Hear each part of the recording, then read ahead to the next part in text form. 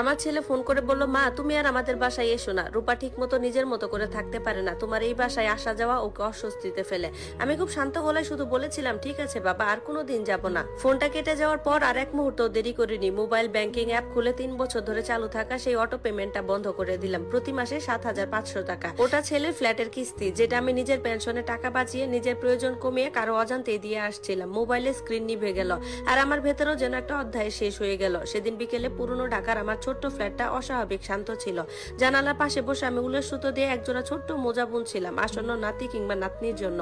ঠিক তখনই ফোনটা বেজে উঠলো, স্ক্রিনে ভেসে উঠলো বাবা রাফি। মুখে অজান্তে হাসি ফুটে উঠেছিল, কিন্তু ফোন ধরার পর সেই হাসি বেশিক্ষণ টিকলো না।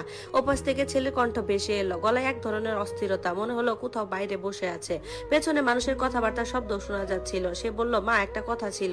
আমি বললাম, বল বাবা। সে বলল, আগামীকাল শুক্রবার তোমাকে আর আমার বাসায় আসতে হবে না। আমি চুপ করে রইলাম। সে আবার বলল, রূপা শরীরটা ভালো যাচ্ছে না, ও কোনো গন্ধ সহ্য করতে পারে না এখন।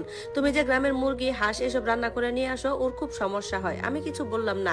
রাফি একটু থেমে আবার বলল, আর একটা কথা, তুমি কিছু মনে করো না, তোমার আসা যাওয়া একটু বেশিই হয়ে যাচ্ছে। রূপা ঠিক মতো নিজের মতো করে থাকতে পারে না।